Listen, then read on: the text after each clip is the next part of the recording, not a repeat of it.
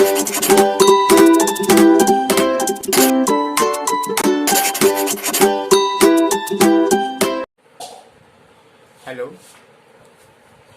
Vidyasagar education ক্লাসের তরফ থেকে তোমাদের সকলকে শুভেচ্ছা। আজকে আমরা একটু অন্য ক্লাস করাচ্ছি, পড়াশোনার সংক্রান্তই।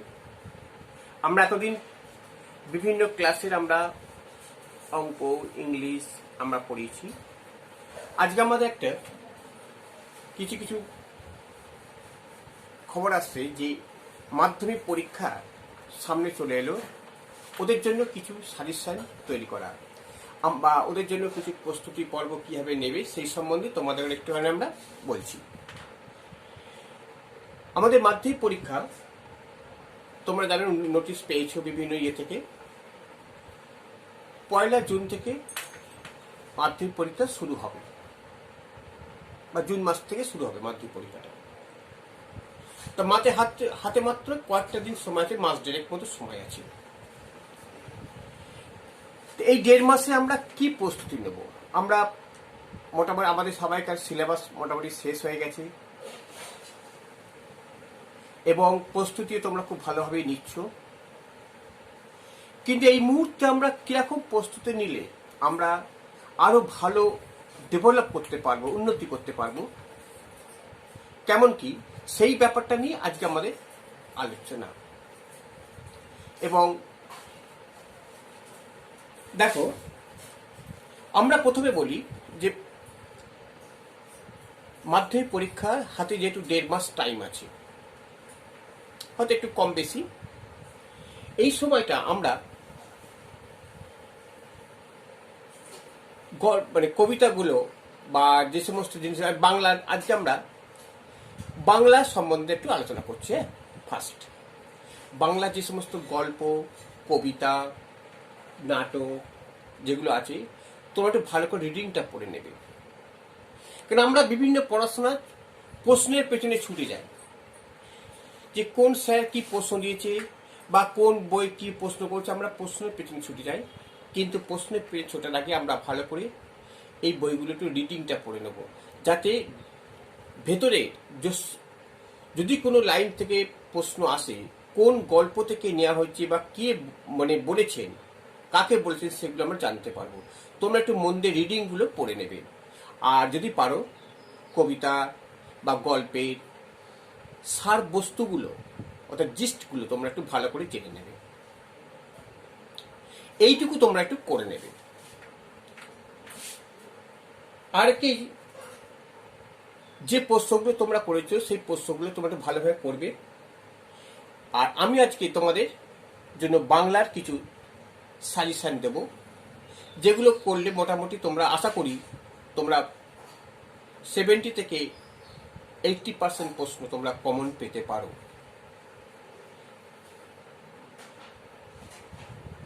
আর এখানে তোমাদের বাংলার যে সমস্ত ভাগগুলো আছে সেগুলো সব আমরা আলোচনা করব। আর সব থেকে বড় কথা, যে এই সময়টা আমরা কেমনভাবে নিজেদের তৈরি করব, ব্যবহার করব। তবে এই ব্যাপারটা কি আমরা একটা চার্ট আকারে তৈরি করেছি আমরা, যে এই সময় সকাল, দুপুর থেকে বৈকাল এবং সন্ধ্যেবেলা, এই সময় তোমার মন দিয়ে শুধু পড়বে এবং কখন কি পড়বে আমরা একটা লিখেছি। তোমরা চেষ্টা করে নিতে পারো, করলে ভালো।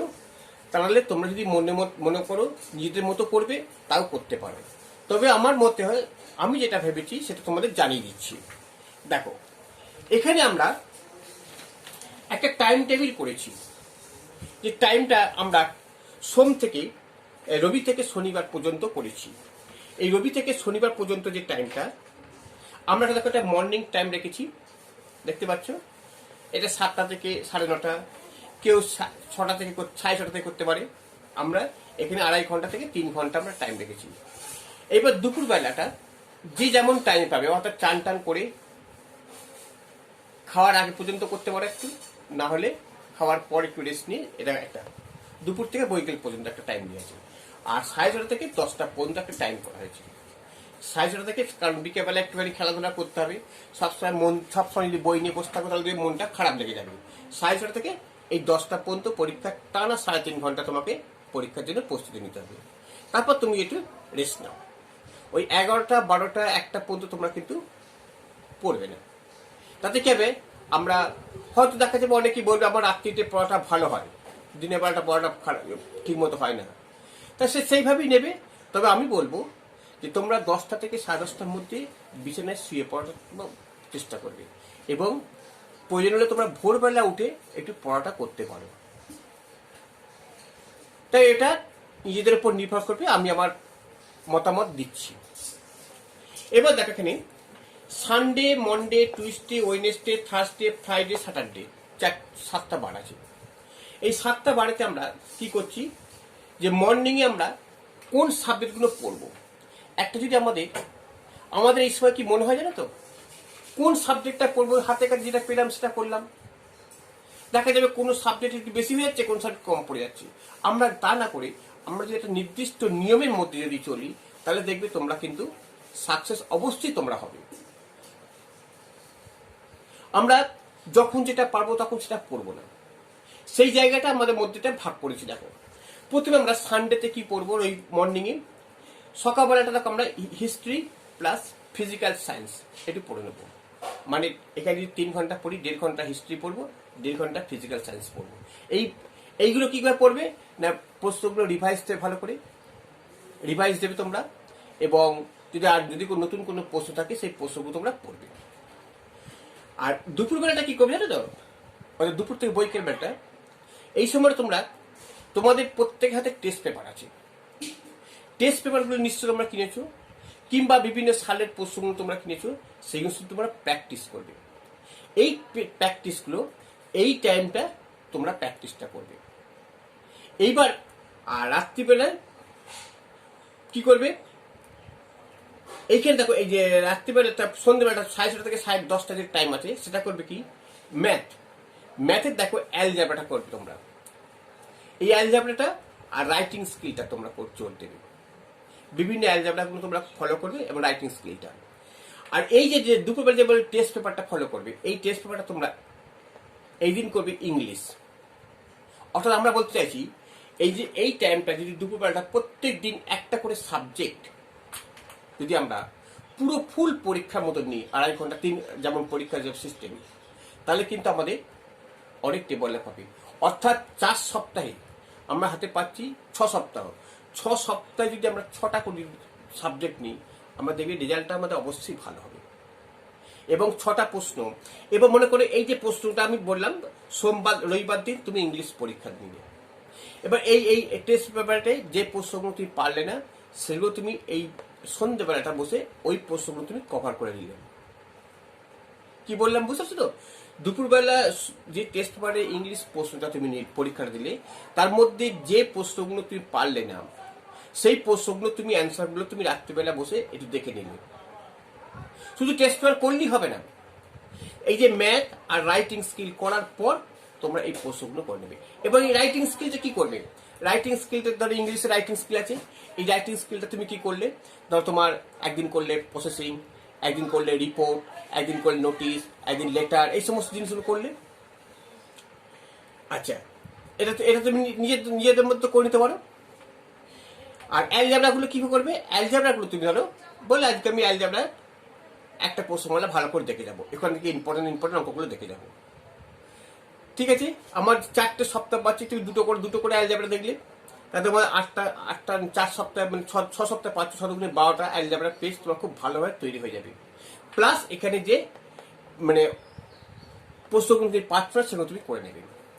মঙ্গলবার দিন দেখো আছে ভূগোল প্লাস লাইফ সায়েন্স। এই ভূগোলের প্রশ্নগুলো তুমি করলে, এখানে তুমি ভূগোলে একদিন তুমি 2 দিন ভূগোল আছে, একদিন তুমি ম্যাপটা দেখে নিলে।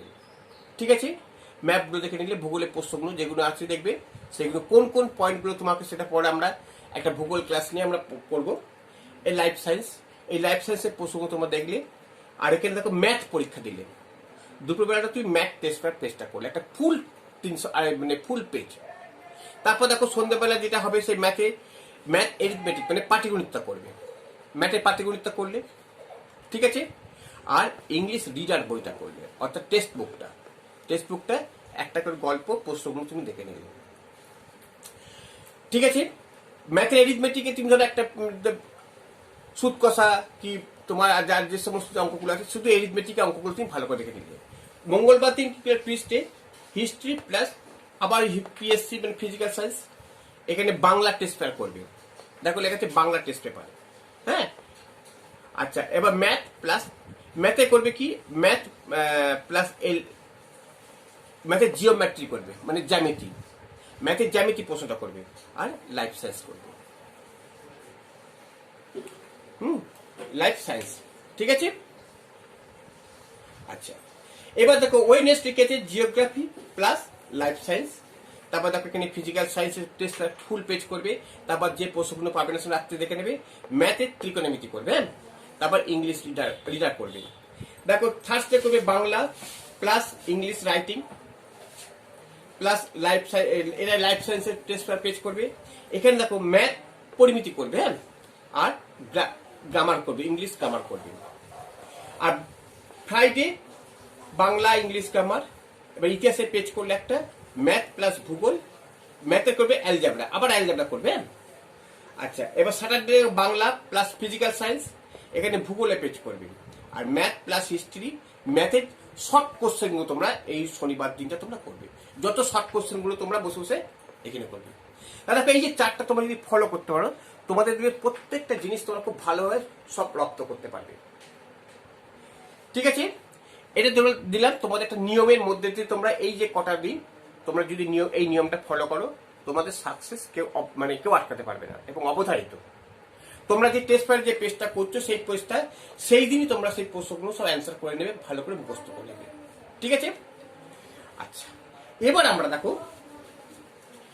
আমরা বললাম আজকে আমাদের বাংলার একটা সাজেশন, ঠিক লাস্ট মোমেন্টে আমরা কি কি পড়বো এই মুহূর্তে। দেখো এই মুহূর্তে বেশি আমরা দিচ্ছি না, আমরা খুব অল্প কিছু সাজেশন আমরা তৈরি করেছি, সেই সাজেশনগুলো তোমরা একটু ফলো করবে। দেখো এই যে আমাদের বাংলা সাজেশন, দেখো বাংলা আমাদের কি পড়বে, বাংলা আমাদের গল্প, প্রথমে আছে আমাদের গল্প। এই গল্পটা কি কি থাকবে, দেখো তোমাদের এখন সিলেবাস ছোট করে দিয়েছে, সিলেবাস তোমাদের এখন ছোট করে দিয়েছে। এখন এখানে থাকছে আমাদের জ্ঞানচক্ষু, বহুরূপী আর পথের দাবি, এই তিনটে গল্প করতে হবে, জানো তো, জ্ঞানচক্ষু, বহুরূপী আর পথের দাবি। আচ্ছা, এখানে দেখো সঠিক শব্দ নির্বাচন, তিনটে অর্থাৎ দেবে, এখানে মানে চারটে করে অপশন থাকবে, এই গল্প থেকে তিনটে আসবে। সংক্ষিপ্ত উত্তর, অর্থাৎ মানে 20টি শব্দের মধ্যে এখানে লিখতে হবে, এটা হবে 4টে। আর সংক্ষিপ্ত প্রশ্ন 60টি শব্দের মধ্যে 3 দাগ করতে হবে। আর রচনা ধর্মী 5 নম্বরে, মোট 5 নম্বর থাকে, মোট 15 নম্বর, এটা গল্প থেকে। এখন এই যে গল্প থেকে মোট 15 নম্বর আসছে, এবং গল্প থেকে কি কি, জ্ঞানচক্ষু থেকে এই প্রশ্নগুলো তোমরা করবে। যেমন এই 4টে প্রশ্ন দিয়েছি। কথাটা শুনে তপনের চোখ মার্বেল হয়ে গেল, অংশটি কোথা থেকে নেওয়া হয়েছে, এখানে কোন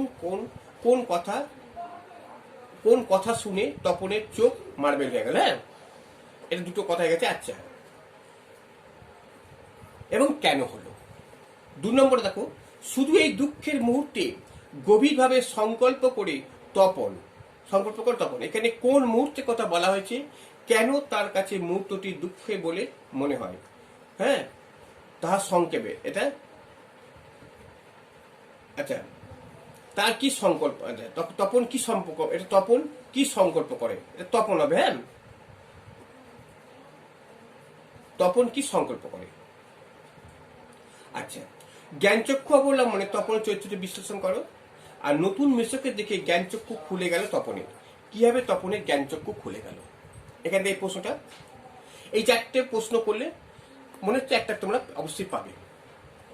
আচ্ছা, বহুরূপী থেকে এবার কি প্রশ্ন আছে দেখো, বহুরূপী থেকে এটা একই নিয়মে, গল্প শুনে খুব গম্ভীর হয়ে গেলেন হরিদা, গল্পটি কি ছিল, গম্ভীর হওয়ার কারণ কি ছিল, তারপর তিনি কি বলেছিলেন।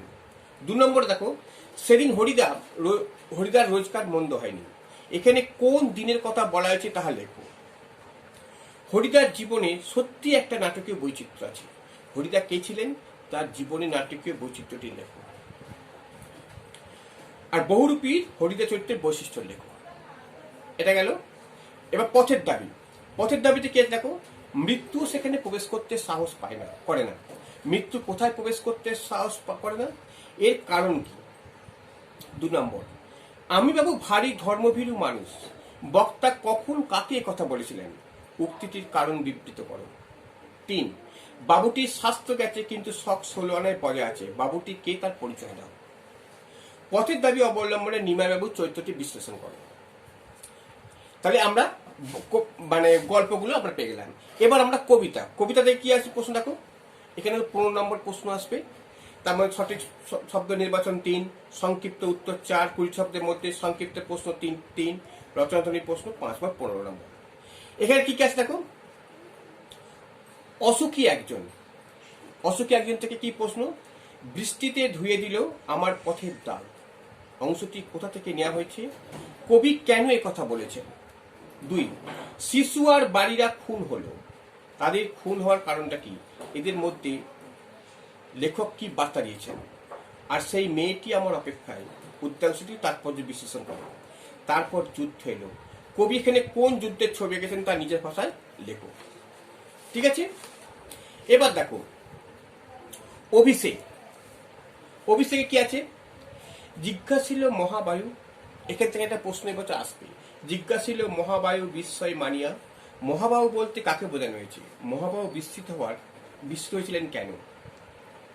2 নম্বর, এই অদ্ভুত বার্তা জননী, কোথায় পাইলে তুমি, শীঘ্র কহ দাসী। কোন বার্তাকে বক্তা অদ্ভুত বলেছেন, বার্তা পৌঁছে দেওয়ার কারণ কি ছিল। 3 নম্বর, শিরচুম্বী ছদ্মবেশী অম্বুরাশি সুতা উত্তরিলা, কে কার শির চুম্বন করেছিলেন। অম্বুরাশি সুতা কি, তিনি প্রশ্নের কি উত্তর দিয়েছিলেন, এতে বক্তার কি মানসিকতা প্রকাশ পেয়েছে। 4, না দিল করবুত দল হেরি বীর বলে। করবুত দল বলতে কাকে বোঝানো হয়েছে, তাদের এরূপ আচরণের কারণ কি। হাই বিধি বাম মম প্রীতি, বক্তা কখন একথা বলেছেন, এরূপ বক্তির কারণ কি। এই কাব্যাংশে ইংরেজি চরিত্র বর্ণনা করো। এবার দেখো, আরো বেঁধে বেঁধে থাকি। দেখো এখানে কবিতাটির মধ্য দিয়ে কবির সমাজ চেতনার যে পরিচয় পাও তা বিবৃত করো। 2 নম্বর, পৃথিবী হয়তো মরে গেছে, কবির এরকম মনে হচ্ছে কেন। আমাদের পথ নেই আর, পথ না থাকার কারণ কি, কবি তাদের জন্য কোন পথের নির্দেশ দিয়েছেন। আমাদের শিশুদের সব ছড়ানো রয়েছে কাছে দূরে, আলোচ্য অংশে কবির বক্তব্য পরিস্ফুট করো। আফ্রিকা কি দেখো, নখ যাদের তীক্ষ্ণ তোমার নেকড়ির চেয়েও। ব্যাখ্যা করো।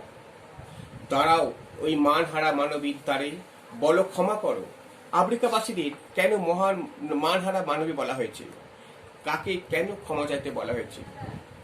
বিদ্রুপ করেছিল ভীষণকে, বিরূপের ছদ্মবেশে, তাৎপর্য বুঝিয়ে দাও।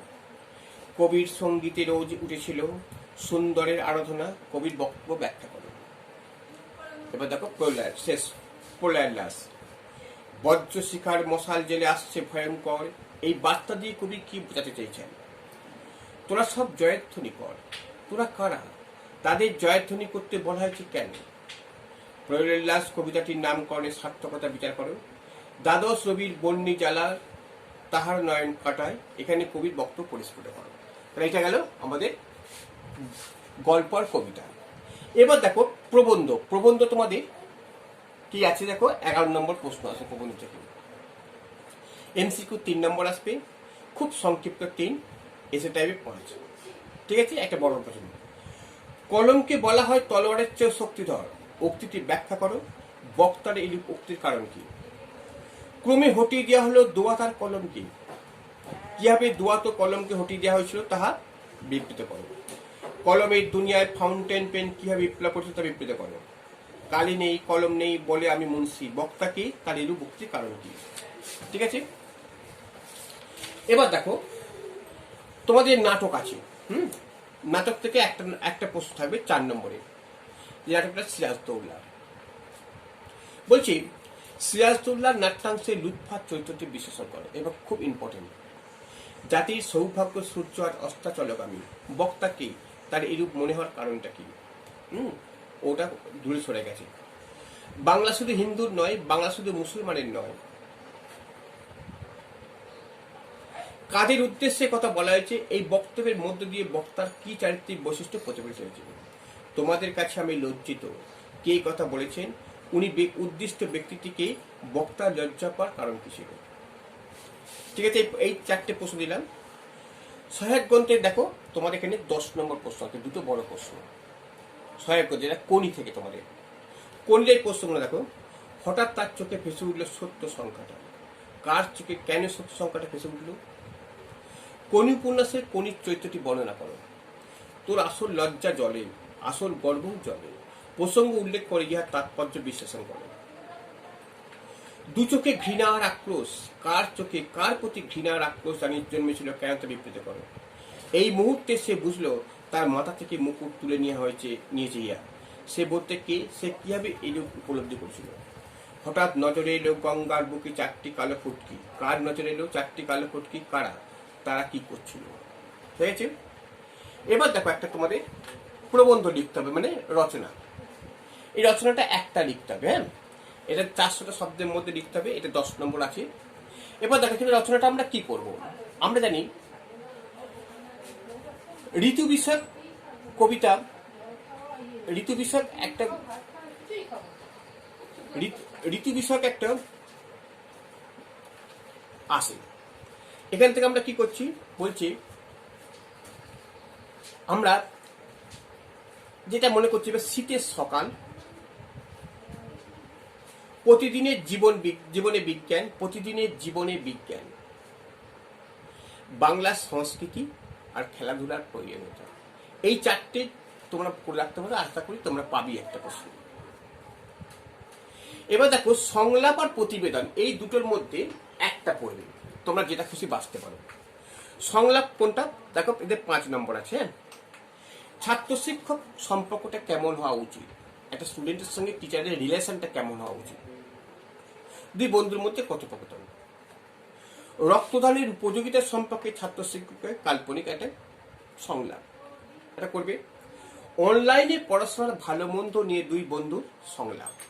এই 3টে যদি পারো তো করে রাখবে। আর প্রতিবেদন দেখো, এটা দুটো দিয়েছি আমি, একটা হচ্ছে নিত্য প্রয়োজনীয় দ্রব্য মূল্য বৃদ্ধি নিয়ে প্রতিবেদন দেখো, আর একটা পথ দুর্ঘটনা। আর তোমাদের এবার সব শেষ হচ্ছে কি ব্যাকরণ। তোমাদের ব্যাকরণ দুটো নেওয়া হয়েছে, দেখো একটা কারক অকারক আর একটা সমাস। আমরা তোমাদের কারক অকারকটা সমাস তোমরা নিশ্চয়ই এতটুকু করে রেখে দিয়েছো। এখানে সংজ্ঞাগুলো ভালো করে পড়বে, যেমন সমাস কাকে বলে, সমাস কয় প্রকার, অব্যয়ভাব, বহুব্রীহি, তৎপুরুষ, কর্মধারয়, দ্বিগু, হ্যাঁ, দ্বন্দ্ব, এগুলো কাকে বলে। আমার বাড়িতে একটা সমাসের ক্লাস আমরা করে নেবো। আর কারক অকারকটাও কাকে বলে, এটা করে নেবে প্রশ্ন। আর তারপর দেখো সব শেষে আছে অনুবাদ, অর্থাৎ ইংলিশ থেকে বাংলা একটা অনুবাদ করতে হবে তোমাদের। এটা তোমাদের টেস্ট পেপারের যে পেজগুলো আছে সেই পেজগুলো তোমরা ভালো করে ফলো করতে পারো। অথবা তোমাদের বাংলা ব্যাকরণ বই দেখবে শেষের দিকে অনেকগুলো এরকম থাকে অনুকৃতি, সেগুলো তোমরা পড়ে নেবে। এখানে এটা 4 নম্বরের প্রশ্ন আসবে। ঠিক আছে, তোমাদের আমি ফুল বাংলার একটা সাজেশন তোমাদের করে দিলাম, তোমরা এটা ফলো করবে। এবং তার সবথেকে বড় কথা হচ্ছে তোমাদের যে রুটিনটা আমি দিয়ে দিচ্ছি সেই রুটিনটা কিন্তু তোমরা ফলো করার চেষ্টা করবে। দেখবে এই রুটিনটা যদি তোমরা ফলো করো, সব কিছুর ঊর্ধ্বে তোমরা উঠবে এবং ভালো রেজাল্ট তোমরা অবশ্যই করবে। ঠিক আছে, তোমরা তাহলে আজ থেকে তোমরা শুরু করে দাও এই রুটিন অনুযায়ী পড়ানো, এবং এই নাটক, এই বাংলা যদি পারো এগুলো করবে। আমরা পরবর্তীতে আরো সাজেশন আমরা বার করবো, তো তোমরা দেখো। হ্যাঁ, তো আশা করি তোমাদের আশীর্বাদ করি তোমরা ভালো রেজাল্ট করবে, আরো ভালো মানে জীবনে বড় হবে, এই কামনা করি। তোমাদের শুভকামনা জানিয়ে আমি আজকে এটা এখানে শেষ করলাম। ঠিক আছে।